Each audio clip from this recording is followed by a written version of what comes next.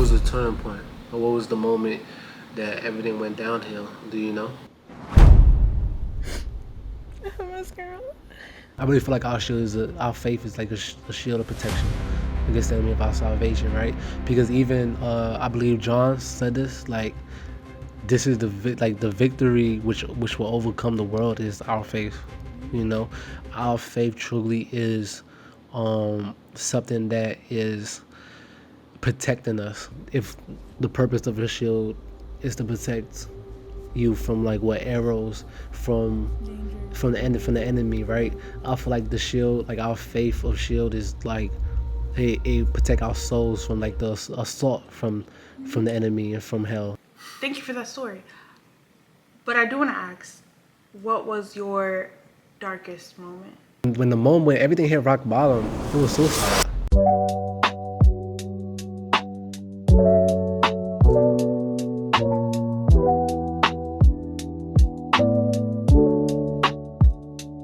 What's going on, Covenant Conversation? To our Covenant Conversation family, we're back. Me and T is back, the other co-host of the channel. We're finally back together to record this very special episode about how God just takes something that is so dark and he bring it back into the light. He saves whoever that's in the dark, and he always gonna save it. He's always going to save whoever is in the dark, and he's always going to bring them back to them. Okay, that's what this episode is talking about, man. I can't wait. Before we even get started, T, how you been? I've been good. As you guys know, or may not know, I started grad school as well. We're both in grad school, but I go to a different school, so it's kind of hard to make time and like meet up to record and everything. So yeah, but most of all, I've been good. Okay. I'm glad you've been doing good. I'm glad you've been doing good. I've been holding it down, man. As y'all can tell, if y'all are to the Covenant Conversation family, we should have a name for them. I feel like we should have a name for them, but that's gonna come later down the line. I'm probably gonna be thinking about it. But so yeah, as y'all can tell to the Covenant Conversation family, if y'all been tuned in, man, I dropped two episodes by myself, 2 episodes by myself, which I feel like the latest episode was a pretty good episode. If y'all could go back, y'all could go watch it and see if y'all take something away from it, man. I'm gonna put it up in the screen. Boom, that's one. Then boom, that's two. I'll drop 2 episodes. Please let me know what y'all think about it down below in the comments. But this episode is a very, very special episode. Now, this episode, I'm going to be talking about we're going to be talking about our lives and our story about even in our darkest moment, God light can break through. Okay, that's what we're going to talk about for this episode. I do want to drop a little like trigger warning just in case any of our watchers at home, just a trigger warning that there's going to be some traumatizing things that will be shared and things that have shaped our lives, but we do want to offer a trigger warning to anyone who deals with depression and thoughts of suicide, and we just want to let you know that you're not alone. So just a trigger warning for that. Yes, and I also just want to know that if you guys are dealing with those type of issues back at home, I just want you all to know and have like a deep understanding that God grace, that even in that moment, God grace can enter into your lives and change it and shape it up into something that you couldn't even imagine. Like I believe that it is written in the Bible when God has said, if you knew the plans, you would agree to it. I feel like y'all just have to just stick through it, just fight through the pain, and then just wait for the outcome, because the outcome will be greater than you imagine. Okay, now that is the intro. Let's get into the story, man. So let's get into it, right? But before we even get into our darkest moment, before your darkest moment, what was your life like?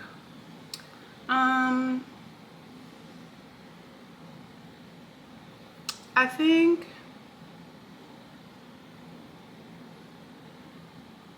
because I have so many moments. I'm like picturing which one I should talk about, but I have so many. So which one was like the changing point? Before, Okay. yeah. Which one Okay. was like the changing point?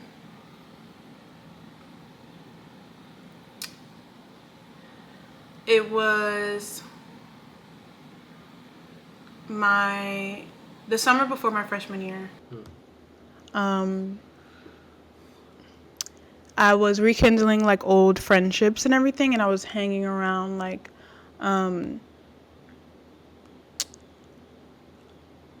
people that I haven't spoken to in a long time. But yeah, like I said, just rekindling those old friendships, and obviously they can come with a lot of baggage, those old friendships, because they're old friendships for a reason. But yeah, I was in the space of rekindling old friendships, and then yeah. And then, so you was in the moment of rekindling friendship. So what was the moment that hit rock bottom in that moment for you? I sorry. Um I feel like I was happy. I want to say I was happy. I was going out, doing things with friends. I was rekindling old friendships. Was spending time with people who I haven't spoken to in a while. I was, yeah, I'd say I was in a decent place, but obviously at the time before things happened. So, yeah. So what was the turning point, or what was the moment that everything went downhill? Do you know? Yeah, I think it was this thing, and the aftermath of it was a part of, like, they were obviously connected. Obviously, it was the aftermath, but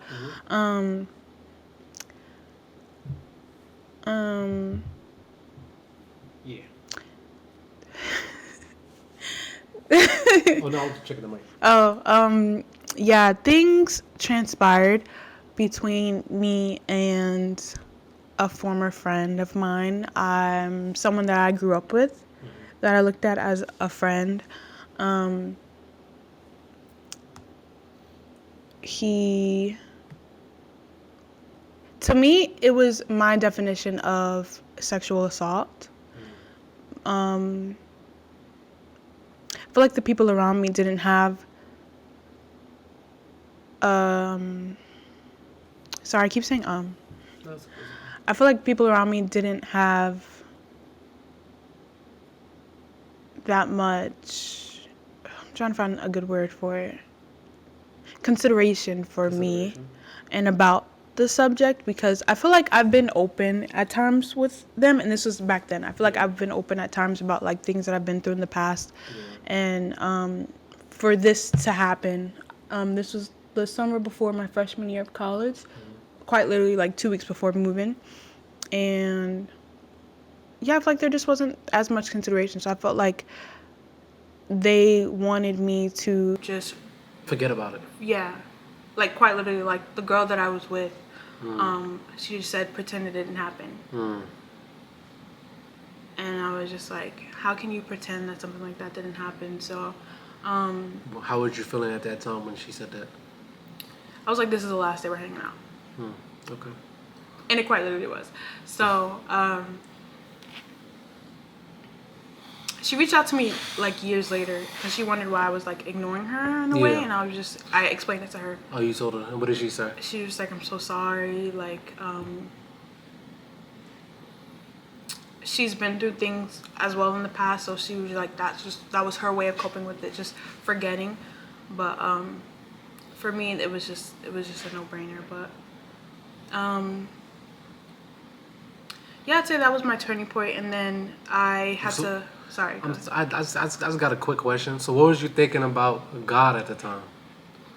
At the time, I wasn't really like, Spiritually there? yeah. And was there a reason why? Was it because, or you just wasn't that connected with I him feel like I just at wasn't that time? connected. Like, I feel like I always believed, Mm-hmm. but I just didn't have my own relationship with him. Like, I Yeah. knew he was there. I knew he was watching over me. but Like, at the time I just wasn't spiritually connected, and I wasn't reading my Bible as much. I wasn't praying. Like at that time in my life, I just wasn't there all the way. So so so what situation that happened that kind of forced, but I don't want to use the word forced, but for this, because I can't find another way to put it, but I would say force you to seek help from God, or made you surrender yourself to Him. I think it was the aftermath of this situation where this was like a year-long thing. Like I was And you don't just really got to again go into depth. yeah, about that's it. fine. Yeah. You want me to? I mean, if you want to, you go ahead. Oh, not in depth of it, Yeah, but yeah. like Oh, yeah. I was- Okay. Yeah. Sorry. It was like a year-long thing where like obviously I'm in college, so I'm making all these new friends and I'm making all these new relationships with people, teammates and everything. So I still had those friends back home who we obviously ran in the same circles, but it wasn't until like the summer before my sophomore year, where I started to fall out of those friendships because I felt like I wasn't valued, because these friends spent time with the person that did that to me, and they were around them all like nothing ever happened. And I was just so confused. So then that was also a turning point for me. That's why I felt like I said those two are connected. Remember? Yeah. Because sorry. Because that's when I started to separate, and then trying to find my own relationship and my own identity outside of the friends that I had and the thing that happened to me. So that was a turning point for me, where I started to become more spiritually motivated. Motivated or like spiritually awakened. Spiritually awakened, yeah. But also motivated as well to like go forth and build my own relationship and, you know, Seeking like get a to know friendship Christ. from outside. Yeah, because I felt like that's what it was. Like I felt like I was still trying to cater to the new friends that I made and my old friends, and I feel like my new friends at the time made me realize like that's not okay. So I think that too, and I think God also spoke to me through those friendships, because they are what I needed at the time, you know. So yeah. That's good. That's good. Yeah. So then, how was the encounter with God? It was good. It made me realize that I just didn't need them. Like, it was okay to walk away. It was okay to leave them alone, basically. Like, it was okay. It's okay. Like, because I felt like for me and my friendships, like, I go so hard, and I don't want to not be friends with people over certain things. That was past me. Now, it is what it is. But before, I'm like, no, like, we have to stay friends. Like, we've been friends for so long. But it's just like, you don't need them. That's what I feel like God was telling me. Because there were so many instances where things would be said or things would happen, and it was just like, you don't care. So Okay, so you kind of did like a physical rescue, like in a way where he sent, or like you have these new friends that came in that you felt that's what you needed at the time, which did the emotional healing too at that Yeah. point, where like you needed, like you was searching for this thing, for some type of healing that you gone through from what happened from your past previously, Yeah. which your new friends came in and you said that's what you needed at the time, so they healed you emotionally. Am I correct? yeah. Okay. Okay, that's nice. And then the transformation, like how did life change after, the healing, the physical rescue from your new friends. How was the transformation after? Did you forget, not forget the trauma, or like obviously what happened, but how did you how did life change after the encounter with your new friends and everything moving forward? Yeah, I think it changed. Great question. Thank you for that. I think it changed very positively. At the time, like, these were my girls. Like, it was most of my teammates. Like, you obviously know them, but these teammates turned into friends, and they ended up turning into family, basically. So they created, like, a safe space for me to actually talk about what happened, because I feel like, not trying to keep going back to my old friends, but just, like, comparing the two, basically. Like, they created the safe space for me to talk about the things that hurt me and the things that happened and everything. And I felt like with my older friends, like, that wasn't even a thing. Like, it wouldn't be taken seriously, or it would be turned into a joke, like, you know. So yeah. Okay, that's nice. That's nice. That's nice to hear. That's nice to hear. So okay, and then your faith obviously grew with God. Yeah. As time continues. Yeah. Right. And how was like your faith? Like, did your faith played a big role in like the whole transformation and everything? Healing process. The whole healing process. Your faith played a role. Okay. Yeah. What about you though? What was your life like before your turning point or your darkest moment? Well, my life. Well, I would say my life before. Obviously, I feel like everybody at a young age is looking for something, right? Looking for something, looking for like a figure to help them out in whatever situation that they're in, or just looking for something to fill in a void, which that's what I was doing when I was young. I was looking for something to fill in a void because I was depressed at a young age, right? I was very depressed. I felt like, not even meaning to jump the gun or anything about the breaking point, which actually I didn't even jump the gun. But at a young age, I was depressed. I would say when I was in high school, I didn't have, like, my faith wasn't as strong as it is now, right? I feel like when I was young, basically high school, I was going through like a lot of things mentally that ultimately later on played a big role and into like shaping my character and just developing me as a person and making me grow spiritually, right? When I was in high school, you know, I felt like I wasn't enough. You know, I feel like I couldn't do nothing. I feel like I was. I feel like I was nothing, you know? And I remember I was trigger warning for the words. I remember in high school I was thinking to myself, and even in high school I was really cutting myself too with like a razor, like through my hands, like my arm, like people could see it. I didn't want to tell nobody what I was going through because I just felt like, I don't know, I felt like I didn't want to seek. I wasn't doing it to be cool. I wasn't doing it to like for like physical, for like attention. I feel like I wasn't doing it for attention. That's one of the big things. I feel like I wasn't doing it for attention.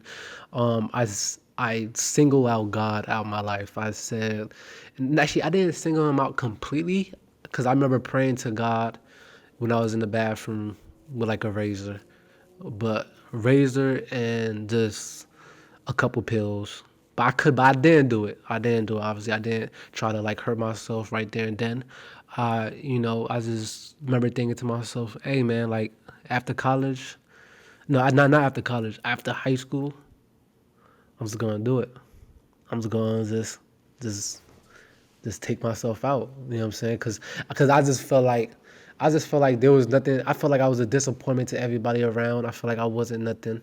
So I thought that, but then you know, I prayed. I think I prayed to God, saying, asking God, like, why, like, am I really not good at nothing? And am I really not, like, am I nothing? Like, what am I good at? I was praying to God about that.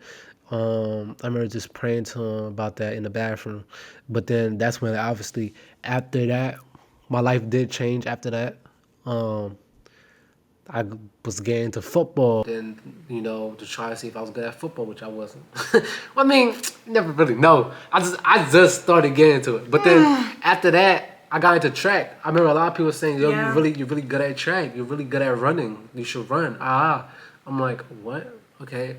So I got into track. I got into track. And then yeah, I was running. Then I got like it was really COVID year, so I only ran for like one like indoor like winter. Probably had like one outdoor season. That's where we met, guys. We didn't meet. We did. He didn't meet me, I met him. I knew him in high school. So yeah, I got into track, and then after I got into track, it was like I got a scholarship. I got multiple scholarships. I was like, oh, okay, so I do. So This is your niche. is this my niche? This is something that like I could just build on. I could Yeah. be something, So I took my chance, did track, came to college. I came to college, and yeah, then that's when. But the thing is though, even then, depression was coming in and out. It was always coming in and out. And at that moment I really feel like it was the devil, right? But I'm gonna get into that later. But that's what I felt like it was. Thank you so much for sharing that story, and I just want to let you know that I see you and I hear you. So, thank you for that story. But I do want to ask, what was your darkest moment? In your darkest moment, and how God led you out of it? Wow, that's a good question. That's a very good question. I feel like the breaking moment when the whole moment like hit rock bottom. I would say literally like when the moment when everything hit rock bottom, it was suicide. Like that was really the moment where everything hit rock bottom, when I really did try to take myself out, like literally the same way in when it's literally the same way I was about to do it in when I was back in high school. I just like everything that happened, that led up to that was the same thing. I was trying to be productive. I was trying to do something, and then just every time I try to do something, it's just everything just hit rock bottom. I just like every time I try to do something, it always backfires. So at that moment, I feel like I can't like I can't do nothing. I always put my family into trouble. I feel like I'm troubling everybody. I don't like this. Like, I don't want to be a problem to nobody. So I really did try to take myself out. And I didn't have a gun, but at that moment, I most likely probably would have if I did have that. But I remember I was in the car. I think I had just got into an accident. Then my mom, she was like, "Oh my gosh, like we just going to like this can't keep happening." And then I was in the car with my sister. You know, it hit my sister's side. Thank God, like nothing happened. Um, but I remember at that moment, I was just, I drove back home. My sister went inside. I remember I was in my car. I was just crying. I was crying. I was crying. Told my sister to go inside, get, and I'm telling this story because I just want people to know how even like the darkest moment, God light will shine through and it will break through. So in that moment, I told my sister, go grab like the pills, go grab pills, come down, right? Boom. I had the pills in the car. I was crying, and I was just trying to overdose. I was trying to overdose. I was trying to just wipe myself out, take myself out of existence. I was, I was this close to actually doing it. I was so close to dying. I was so close. I remember, as I was taking the pills, what happened was, I remember when I was in the hospital, the doctor said just one more, you would have been gone. And I remember in that moment in the car when I was taking them, that one more, I was really trying to take it. I was really trying to, but I just couldn't. I couldn't take it. I remember I was taking them, and it got to a point where I couldn't like swallow it, so I tried to crush it. So I'm crushing it, and then I tried to actually Then that one last one, I couldn't swallow it. I couldn't crush it. I couldn't. Everything in that moment, the pills tasted nasty. It tasted disgusting. I couldn't finish that. That one pill, I couldn't finish it. I put it in my mouth. I couldn't. I spit it back out. It couldn't go down. That one pill that could have ended everything couldn't go down, and I was trying hard. And I said, you know what? I'm just gonna take a break. Gonna take a break and everything. So then, went back inside. That's when I went inside the house. I was just laying down on the couch. Everything was just. Remember, everything was just. I couldn't really do anything. I was just stuck in that moment. And then like the pills. It was my grandmother's pills. Um, she asked for them back, and almost half the pills was gone. And it was like this pill was like it was all full. Like, where did it go? They was like, where did it go? Where did it go? And then they rushed me to the hospital, and then, yeah, the rest is history. And then as soon as I got to the hospital, I threw mostly all the pills off. I threw mostly like all the pills. As soon as I got to the hospital, the pills, I threw them up. And I just want to say, like, how God stepped in, right? I just wanted to, like, this quick story from the Bible, because I be thinking about that moment, right? I be thinking about that moment in Exodus 15 to 23. 23 to 25. When they came to Marah, they could not drink its water because it was bitter. Then Moses cried out to the Lord, and the Lord showed him a piece of wood. He threw it into the water, and the water became sweet. So I just want to talk about that scripture real quick. How God turned the water into and made the water into like sweet, and made it like He turned the water into sweet, right? Like He has like at that moment itself, I went back and I was thinking about the moment when God stepped in to save my life, right? God could perform miracles in ways that nobody could even imagine. Like, I truly felt like God in that moment saved my life.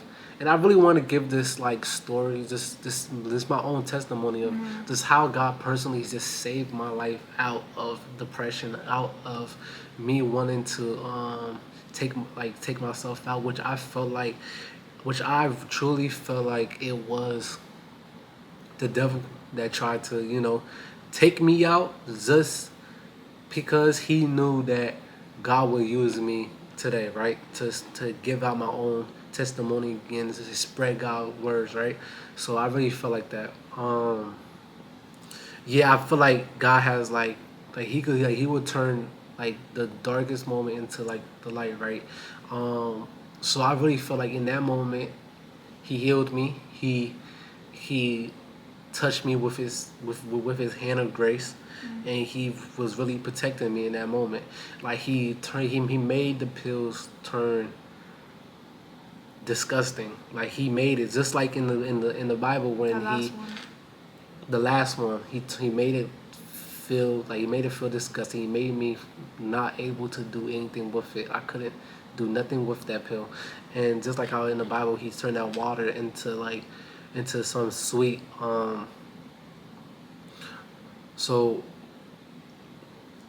in the Bible, when He turned the water into and made the water became sweet, it had a couple meaning to it, which is the bitterness that the water became bitter, and turns it into healing, and then the emptiness and fill it with purpose and ordinary lives and give them a divine meaning.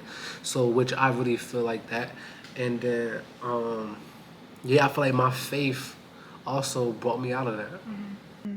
You know. Can also make a note too, because you talked about like how your grandma,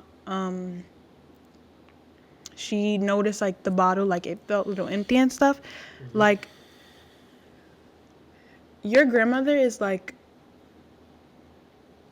the most praying woman if I've ever met one. Like that's quite literally all she does.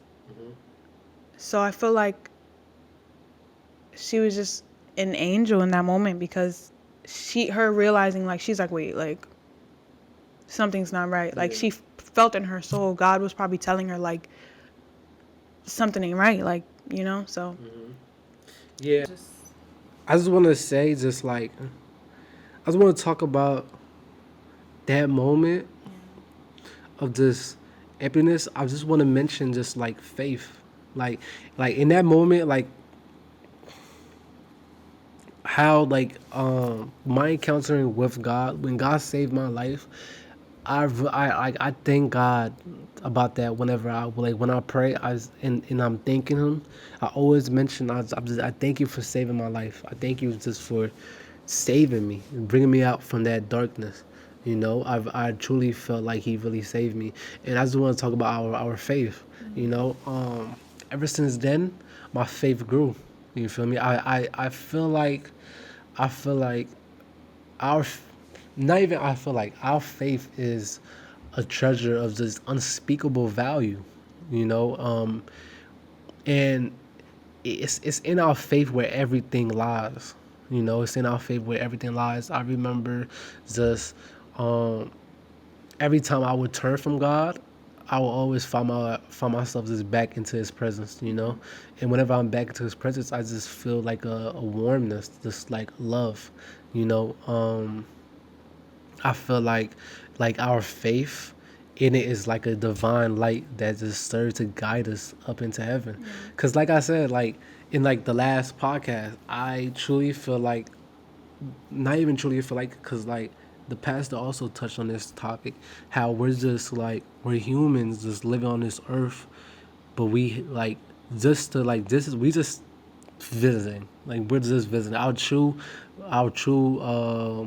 home, our true like the true place that after life that we're going is to heaven. You know, that's like the true destination for all of us. So I truly feel like we have soul. We're just visiting this earth. We have a soul, but our end goal, our is just to reach heaven. You know. And also, just like another thing, right? That's just want to touch on. Um, Before I even ask you how you know, like this faith in general, how did faith play a role in your life? Not just, I believe I did ask you that, but just touching like a little bit more about how faith really works in everybody's favor and how we all need faith.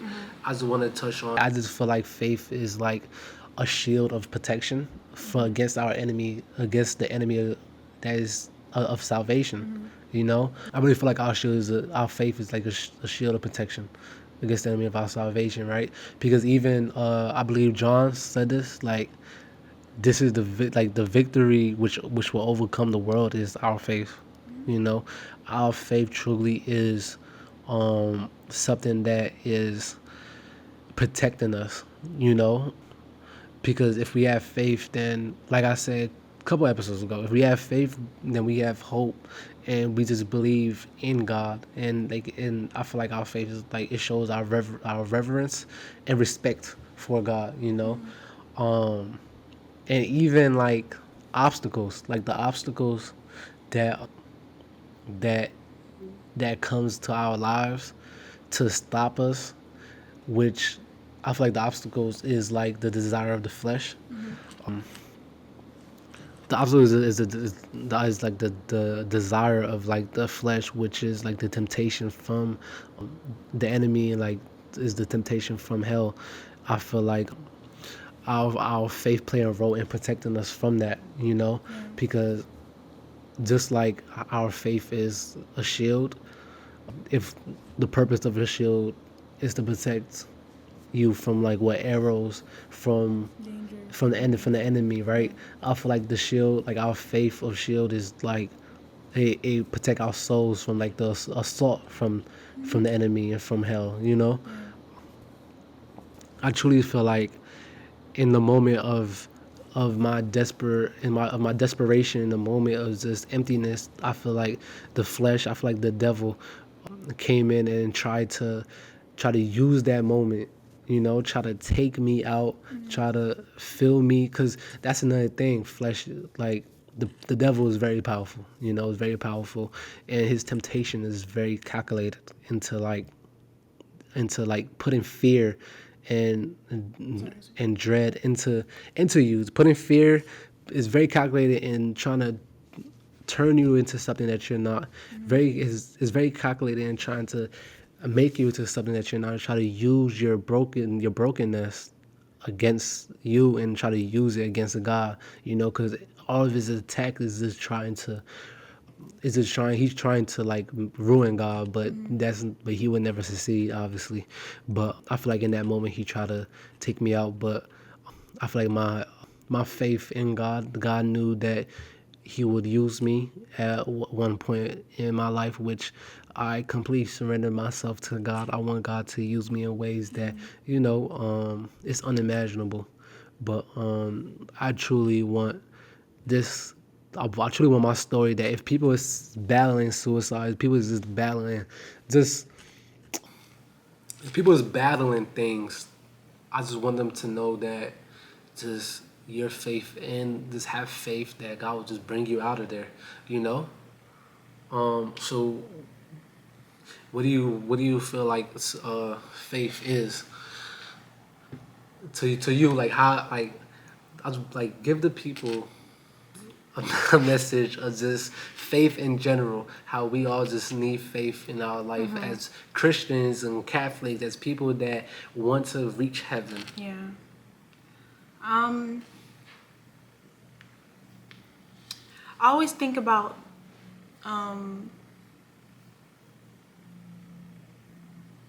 mustard seeds. Mm. Have you heard of those? Like, I never heard of that. really? Yeah. Really? Mustard? No, actually, you mustard seeds? Yeah. Mustard? Yes. It's in the Bible. It says, it just talks about, okay, not like that. Not like that. But they often say, like, if you have faith as small as a mustard seed, and mustard seeds are really, really tiny. Like, they're literally like an infinite tiny, like, circle. Like, it's so small. Like this. You can't even see it. But they're so small. So it's I think I did heard of it. yeah. So No, I'm saying I think I did. I think I did. yeah, so it's just like if you have faith as small as a mustard seed, like that's quite literally all you need. Like if you just believe, if you just keep your eyes on him and focus on him, that will quite literally be all you need. I feel like faith fills the void of what people think that they need.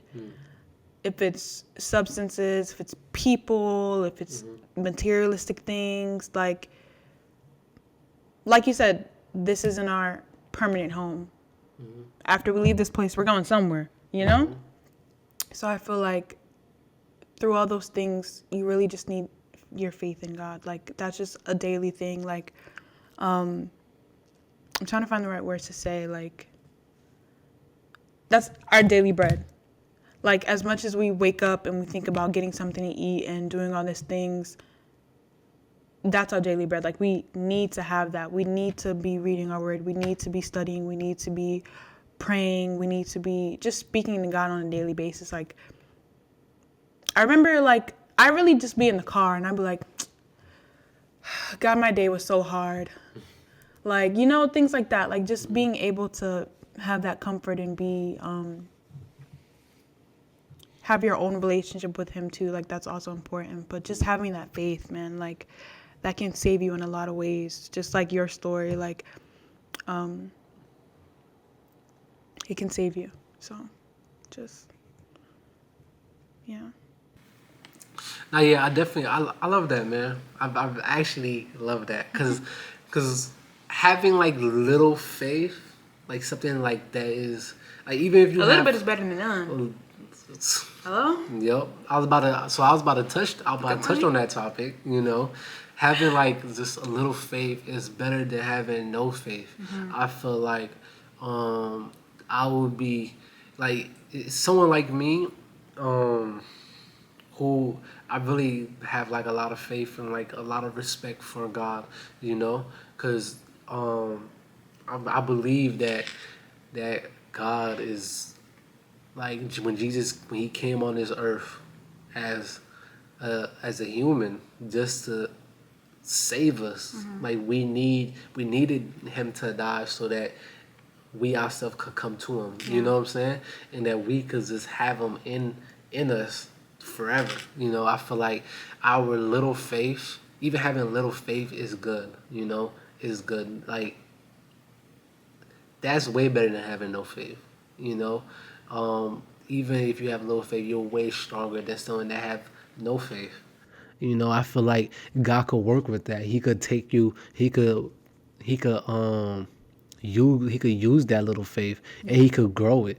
Cause I feel like that little faith, that little seed is still a seed. That little mustard seed is still a seed. It's still a seed that God can grow out, and it could become a lavish tree, a very fruitful tree. You know, because in that seed is it is a fruit that you have care and love for people. You know, because without that seed, then it's like, what can he do? You know, I feel like people just try to take advantage of just things like that. You know. Um, But yeah, I feel like faith. I feel like faith is something that's very important.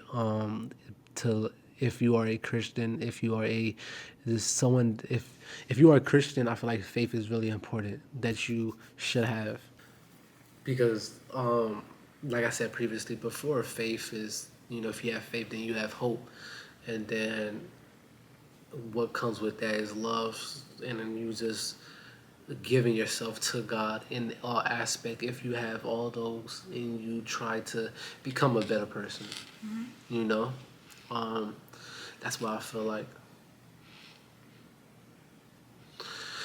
So, yeah, is there anything else that you want to say? Um, no, Okay. cut that out. Okay, man. So one last segment before we even go into the outro. What is a covenant moment that happened to you This week, this week, or just in general? The last time that you recorded it's been so long, y'all. that you So yeah, lot going on it's been since so I've long. been in this room. Been so long for you. I would say my covenant moment is, and this will seem kind of bland, but it's actually really true because sometimes I do worry about it. Me traveling daily to and from work, like I'm a commuter now. So I'm just, the way that I travel, like sometimes it's just not the best. Like I'll be stuck in traffic and everything, and like there's so much that goes on in my life. So it's just like, I would say my covenant moment is me making it to and from my destination safely every single day. It might seem bland, but I think that's one of mine most important. Because sometimes I do worry about it because I'm just like, I need to get to work. I need to get to work the whole time. Like, there's someone on this earth who didn't make it to work, you know? So that's my covenant moment. It might seem weird, but No, it's okay. I mean, a covenant moment is a covenant moment. Yeah. You know, I feel like me personally, I would say a covenant moment for me, it just, I would say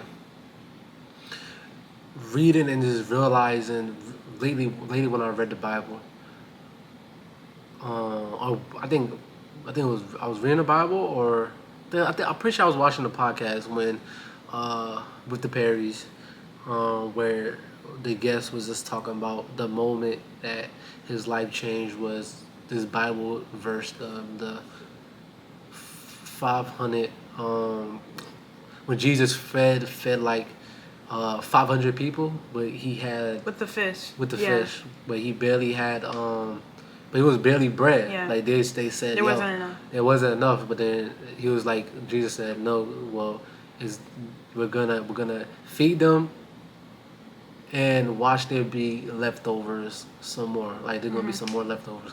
And that was like recently I watched that, like I think the other day, and then I was just realizing about the moment when my mother told me about the food in the house.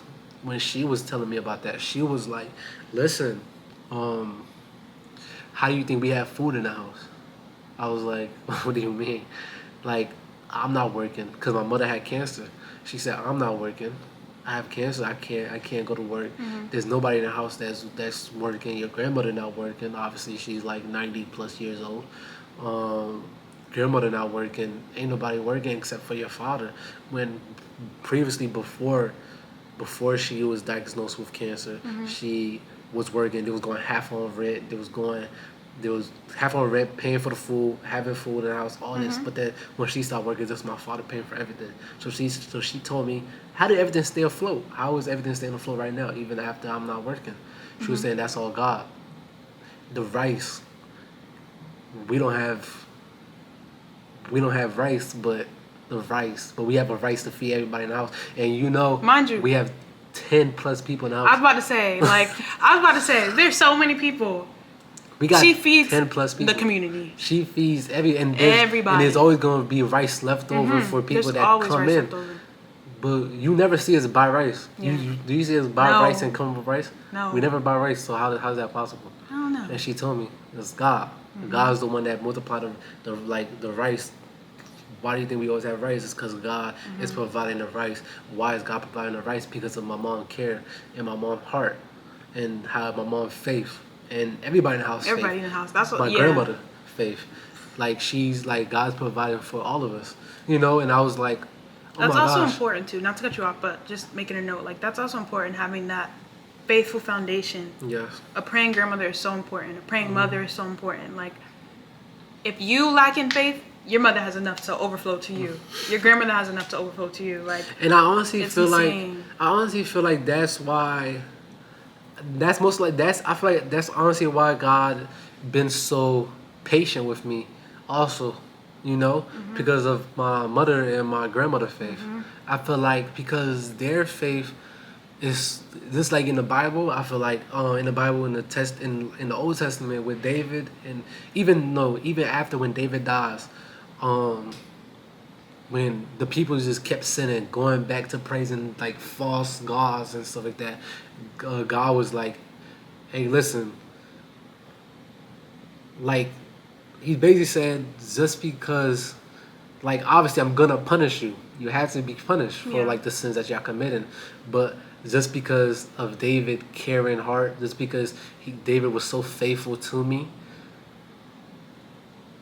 obviously he's going to save just a little bit of David descendants. Just because he did promise David that Jesus will be born in David's bloodline, I will have to save just a little bit, just because of David's faith. Just because of David, he was known as a man that went after God's heart. Just because of David, I will save just a little bit. I will save, and it gives us a little bit of lenient towards, but the rest have to go. But that's so I also feel like just because of that, because even though after I was sinning, God still just came after. He still like was just patient with me and everything. Like, yeah. So that's it. Like that's a covenant moment. Yeah. But other than that, it's the outro. I feel like you guys got something to take from this episode. I feel like the message of this episode, I feel like I really and I truly hope that at least one person, I feel like this episode touched at least one person, if not the clips of this episode. I truly hope that it touched at least one person. I want at least one person to at least hear it and to take something away or just save them. That even in your darkest moment, God will shine through. He will come through. He will touch you with His hand of grace and give you a faith, a shield, give you a faith that will shield you from the enemy just trying to come after your soul and come after your dignity. And that's it. Covenant Conversations. We out. Love you.